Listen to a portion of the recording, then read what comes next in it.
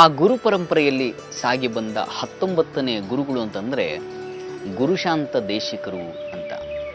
ಗುರು ಅಂದರೆ ಅರ್ಥ ಏನು ಗೊತ್ತಾ? ಗಕಾರೋ ಅಂಧಕಾರತ್ವಾತ್ ಋಕಾರೋ ತನ್ನಿವಾರಕಃ ಅಂತ. ಯಾರು ಅಂಧಕಾರವನ್ನು ನಿವಾರಿಸ್ತಾರೋ ಅವರನ್ನು ಗುರು ಅಂತ ಕರೀತಾರೆ. ಅದೇ ಅರ್ಥದಲ್ಲಿ ಆಗಿನ ಸಾಮಾಜಿಕ ಪಿಡುಗುಗಳನ್ನು, ಸಾಮಾಜಿಕ ಮೌಢ್ಯಗಳನ್ನು ತೊಲಗಿಸಿ ಹಾಕಿ ಜನರಲ್ಲಿ ಸುಜ್ಞಾನವನ್ನು ಬಿತ್ತಿದವರು ಈ ಗುರುಶಾಂತ ದೇಶಿಕರು. ಅದರ ಸಲುವಾಗಿ ಆ ಸ್ವಾಮಿಗಳ ವಿಗ್ರಹ ಮೂರ್ತಿಯನ್ನು ಇಲ್ಲಿಟ್ಟು ಪ್ರತಿನಿತ್ಯ ಅವರಿಗೆ ಪ್ರಾರ್ಥನೆಯನ್ನು ಮಾಡ್ತಾ ಇದ್ದಾರೆ. ಬಹುಶಃ ನಿಮಗೆ ಆ ಪ್ರಾರ್ಥನೆ ಕೇಳ್ತಾ ಇದೆ ಅಂತ ಭಾವಿಸ್ತೀವಿ. ನಾವೀಗ ಆ ಗುರುಗಳ ಅಭಿಮುಖದಲ್ಲೇ ಇದ್ದೇವೆ. ನಾವು ಈಗ ನಡೀತಾ ಇರತಕ್ಕಂಥ ಆ ಪ್ರಾರ್ಥನೆಯೊಂದಿಗೆ ನಾವು ಭಾಗಿಗಳಾಗೋಣ.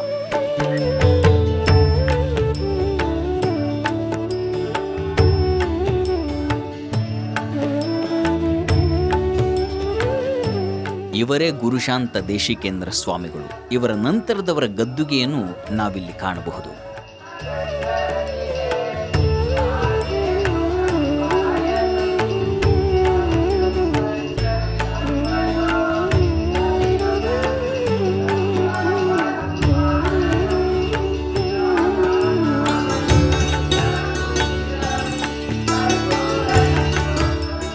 ನಾವೀಗೇನು ಪ್ರಾರ್ಥನೆಯನ್ನು ಸಲ್ಲಿಸಿದ್ವಲ್ಲ ಗುರುಶಾಂತ ದೇಶಿಕ ಮಹಾಸ್ವಾಮಿಗಳಿಗೆ, ಅವರು 19ನೇ ಯತಿಗಳು.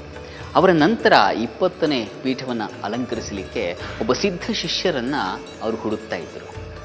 ಹಾಗೆ ಹುಡುಕುವಾಗ ಇಲ್ಲೇ ಸಿರಿಗೆರೆ ಪಕ್ಕದಲ್ಲಿರ್ತಕ್ಕಂಥ ಮುತ್ತುಗದೂರು ಅನ್ನುವಂಥ ಊರಿನಲ್ಲಿ ರೇವಣಸಿದ್ಧ ಅನ್ನುವಂಥ ಒಬ್ಬ ಶಿಷ್ಯ ಅವರಿಗೆ ಸಿಕ್ಕಿದ್ರು.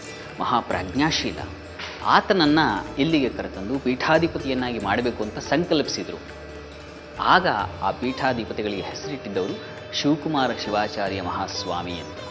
ಅವರನ್ನು ಇಲ್ಲಿಗೆ ಕರೆತಂದು ಅನುಗ್ರಹಿಸಿ ಗುರುಪರಂಪರೆಯನ್ನು ಮುಂದುವರಿಸ್ಕೊಂಡು ಹೋಗುವಂಥ ಆದೇಶವನ್ನು ಕೊಟ್ಟರು. ನಾವೀಗ ನಿಂತಿರ್ತಕ್ಕಂಥದ್ದು ಆ 20ನೇ ಮಹಾಗುರುಗಳಾದಂಥ ಶ್ರೀ ಶಿವಕುಮಾರ ಶಿವಾಚಾರ್ಯ ಸ್ವಾಮಿಗಳ ಅಭಿಮುಖದಲ್ಲಿ. ಈ ಮಹಾಸ್ವಾಮಿಗಳು ಮಹಾಪ್ರಾಜ್ಞರು, ಊರಿನ ಸುತ್ತಲ ಸಮಸ್ಯೆಗಳನ್ನೆಲ್ಲ ಬಗೆಹರಿಸಿದಂಥ ಮಹಾಯತಿಗಳು. ಇವರನ್ನು ಕಾಣಲಿಕ್ಕಾಗಿ, ಇವರನ್ನ ಅನುಸಂಧಾನ ಮಾಡಲಿಕ್ಕಾಗಿ ಸಾಕಷ್ಟು ಸಂಖ್ಯೆಯಲ್ಲಿ ಭಕ್ತರು ಬರ್ತಾ ಇದ್ದಾರೆ.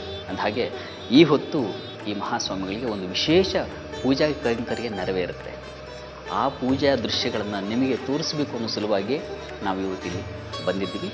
ಅಂದಹಾಗೆ ಆ ಪೂಜೆಯಲ್ಲಿ ನಾವು ಪಾಲ್ಗೊಳ್ಳೋಣ, ನೀವು ಪಾಲ್ಗೊಳ್ಳಿ.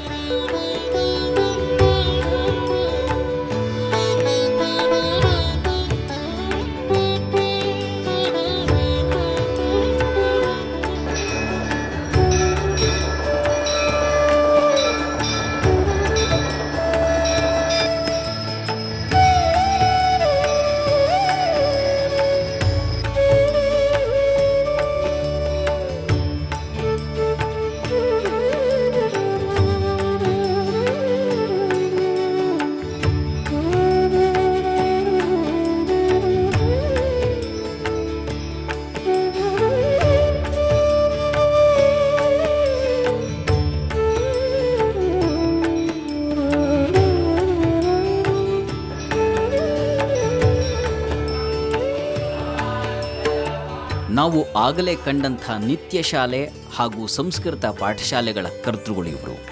ಇವರಿಂದಲೇ ಈ ವಿದ್ಯಾದಾನ ಪ್ರಾರಂಭವಾಗಿತ್ತು.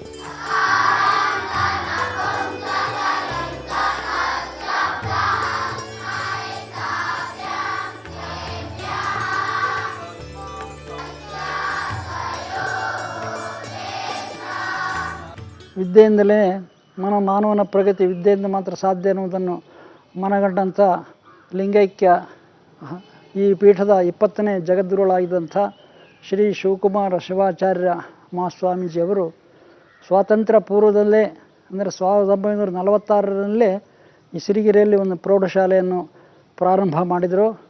ಅದು ಇವತ್ತು ಅದ ಮೂಲ ಶಾಲೆ. ಅದು ಇವತ್ತು ತರಳಬಾಳು ಜಗದ್ಗುರು ವಿದ್ಯಾಸಂಸ್ಥೆ ಕರ್ನಾಟಕದ 13 ಜಿಲ್ಲೆಗಳಲ್ಲಿ 256 ಶೈಕ್ಷಣಿಕ ಸಂಸ್ಥೆಗಳನ್ನು ನಡೆಸ್ತಾ ಇದೆ.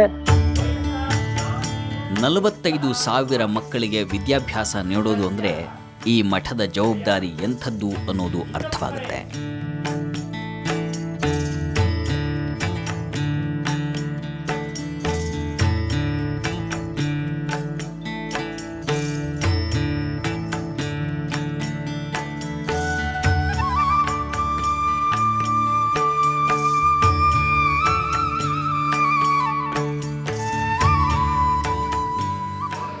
ಈ 20ನೇ ಗುರುಗಳಾದಂತಹ ಶಿವಕುಮಾರ ಶಿವಾಚಾರ್ಯ ಸ್ವಾಮಿಗಳು ಜನರ ಪ್ರೀತಿಯನ್ನು ಬಹುವಾಗಿ ಗಳಿಸಿದ್ದರು. ಜನರ ಸಮಸ್ಯೆಗಳಿಗೆ ಬಹಳ ಬೇಗ ಸ್ಪಂದಿಸ್ತಾ ಇದ್ದರು. ಯಾರಾದರೂ ಜನರು ಆರ್ತರಾಗಿ ಬಂದುಬಿಟ್ರೆ ಅವರ ಮನಸ್ಸು ಕರಗಿ ಬಿಡ್ತಾ ಇತ್ತು. ಹಾಗಾಗಿ ಪಾಪ ಅವರು ಜನರಿದ್ದಲ್ಲಿಗೆ ಹೋಗ್ತಾ ಇದ್ದರು. ಸುತ್ತಮುತ್ತಲ ಹಳ್ಳಿಗಳಲ್ಲಿ, ಜಿಲ್ಲೆಗಳಲ್ಲಿ ಪ್ರವಾಸವನ್ನು ಮಾಡಿ ಜನರ ಸಮಸ್ಯೆಗಳನ್ನು ಕೇಳಿ ಆಶೀರ್ವಚನ ಮಾಡಿ ಬರ್ತಾ ಇದ್ದಂಥವ್ರು. ಇಂಥ ಸ್ವಾಮಿಗಳು ಒಮ್ಮೆ ಶಿವಮೊಗ್ಗ ಸಮೀಪದ ಸೂಗೂರು ಅನ್ನುವಲ್ಲಿಗೆ ಯಾವುದೋ ಒಂದು ಸಭೆಗೆ ಹೋಗಿರ್ತಾರೆ. ಆ ಸಭೆಯಲ್ಲಿ ಒಬ್ಬ ಅಪ್ರತಿಮ ಬಾಲಕನನ್ನು ಗುರುತಿಸ್ತಾರೆ. ಆ ಬಾಲಕನ ಹೆಸರು ಶಿವಮೂರ್ತಿ ಅಂತ.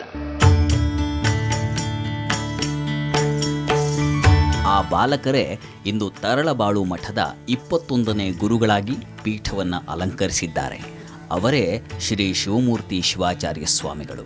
ಈ ಸ್ವಾಮಿಗಳು ಕೂಡ ಮಠದ ಪರಂಪರೆಯಂತೆ ಸಮಾಜಮುಖಿ ಕಾರ್ಯಗಳಲ್ಲಿ ತೊಡಗಿಕೊಂಡವರು. ಈಗಲೂ ಭಕ್ತರಿಗೆ ಸ್ವಾಮಿಗಳೆಂದರೆ ನಡೆದಾಡುವ ದೇವರೆಂದೇ ನಂಬಿಕೆ. ಈ ಮಠ ಕೇವಲ ವಿದ್ಯಾಪೋಷಣೆಯನ್ನಷ್ಟೇ ಗುರಿಯಾಗಿಸಿಕೊಂಡಿಲ್ಲ, ಇದರ ಜೊತೆಗೆ ಮತ್ತೊಂದು ಗುರುತರ ಜವಾಬ್ದಾರಿಯನ್ನು ವಹಿಸ್ತಾ ಇದೆ.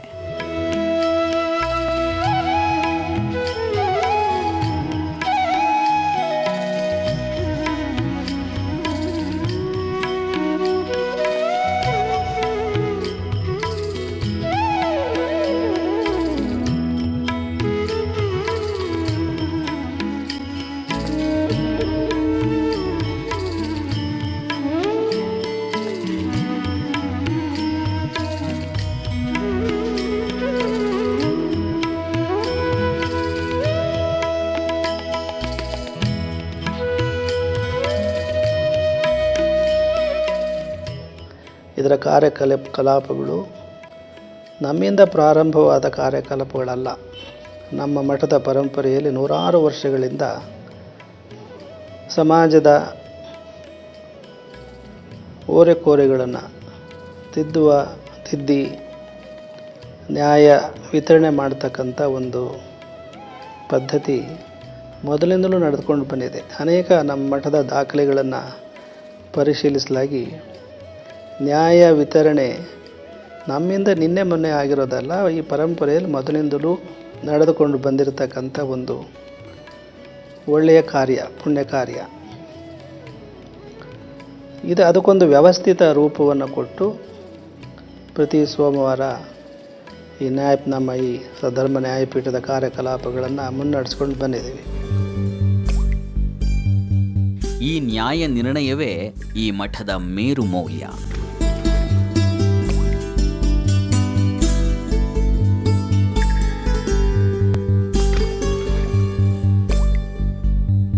ಇದು ನಮ್ಮ ರಾಜ್ಯದ ಮತ್ತೊಂದು ನ್ಯಾಯಪೀಠ. ಇಲ್ಲಿ ಜನರ ಸಮಸ್ಯೆಗಳನ್ನು ಸ್ವಾಮಿಗಳು ಆಲಿಸುತ್ತಾರೆ. ವಾದ ಪ್ರತಿವಾದಗಳು ಕೂಡ ನಡೆಯುತ್ತವೆ.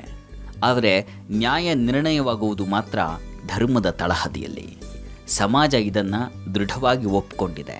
ಗುರುಗಳು ಕೊಡುವಂಥ ನ್ಯಾಯವನ್ನು ಗೌರವಿಸಿದೆ.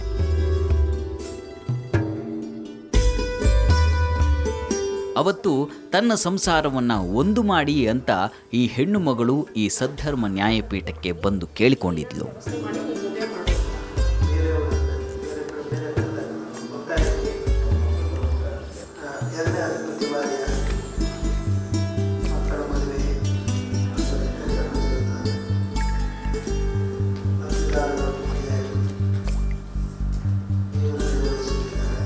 ಆಕೆಯ ಬಿನ್ನಹವನ್ನು ಆಲಿಸಿ ಪೂಜ್ಯರು ಈಕೆಯ ಗಂಡನನ್ನು ಕರೆಸಿ ಇಬ್ಬರ ಸಮಸ್ಯೆಯನ್ನು ಕೇಳಿ ಒಂದು ನಿರ್ಣಯಕ್ಕೆ ಬಂದಿದ್ದರು. ನಾವೇನು ಮಾಡಿದ್ದೀವಿ, ಡಿಸ್ಟ್ರಿಕ್ಟ್ SP ಅವರಿಗೆ ನಾವನ್ನೆಲ್ಲ ಸೀಲ್ ಮಾಡಿ ಪತ್ರಗಳನ್ನು ಬಂಡಲ್ ಮಾಡಿಸಿ SP ಅವರಿಗೆ ಯಾರು ಪತ್ರ ಬರೀತದಾನೆ ನಾವು ತಪಾಸಣೆ ಮಾಡಲಿ, ತನಿಖೆ ಮಾಡಲಿ ಅಂತ ಹೇಳಿ ಅವ್ರಿಗೆ ಕಳಿಸ್ಬೋದು. ಅವರು ಮಫ್ತಿಯಲ್ಲಿ ಒಬ್ಬ ಪೊಲೀಸನ್ನು ಬಿಟ್ಟು ತನಿಖೆ ಶುರು ಮಾಡಿದರು. ಯಾವ ಪೊಲೀಸರು ತನಿಖೆ ಮಾಡ್ತಿದ್ದಾರೆ ಅಂತ ಗೊತ್ತಾಯಿತು, ಅವತ್ತಿಗೆ ಆ ಪತ್ರಗಳು ಸ್ಟಾಪ್ ಆಯಿತು. ಅವತ್ತು ಸ್ವಾಮಿಗಳು ಸರ್ವ ಪರಿಶೀಲನೆ ನಡೆಸಿ ಇವರ ದಾಂಪತ್ಯದ ಕಗ್ಗಂಟನ್ನು ಸರಳ ರೀತಿಯಲ್ಲಿ ಬಿಡಿಸಿಟ್ಟಿದ್ದರು. ಅದನ್ನು ಇವರೂ ಆತ್ಮಸಮ್ಮತವಾಗಿ ಒಪ್ಪಿಕೊಂಡು ಇಂದು ಸುಖ ಸಂಸಾರವನ್ನು ನಡೆಸುತ್ತಿದ್ದಾರೆ.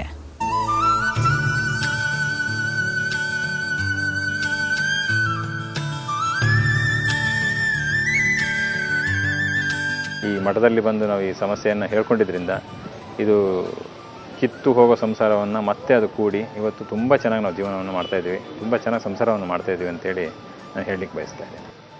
ಚೆನ್ನಾಗಿ ಸಂಸಾರ ಮಾಡ್ಕೊಂಡು ಹೋಗ್ತಾ ಇದ್ದೀವಿ. ಈಗಲೂ ಕೂಡ ಈಗ ನಾನು ಚನ್ನಗಿರಿಲೇ ಒಂದು ಸ್ಕೂಲಲ್ಲಿ ವರ್ಕ್ ಮಾಡ್ತಾ ಇದ್ದೀನಿ. ಅವರು ಕೂಡ ಚನ್ನಗಿರಿಯಲ್ಲಿ ಒಂದು ಸ್ಕೂಲಲ್ಲಿ ವರ್ಕ್ ಮಾಡ್ತಾ ಇದ್ದಾರೆ. ಮಗ ದೊಡ್ಡವನಾಗಿದ್ದಾನೆ, ಈಗ SLC ಓದ್ತಾ ಇದ್ದಾನೆ. ಈಗ ಒಳ್ಳೆ ಚೆನ್ನಾಗಿ ಹೊಂದಾಣಿಕೆಯಿಂದ ತುಂಬ ಚೆನ್ನಾಗಿ ಇದ್ದೀವಿ ಗಂಡ ಹೆಂಡತಿ.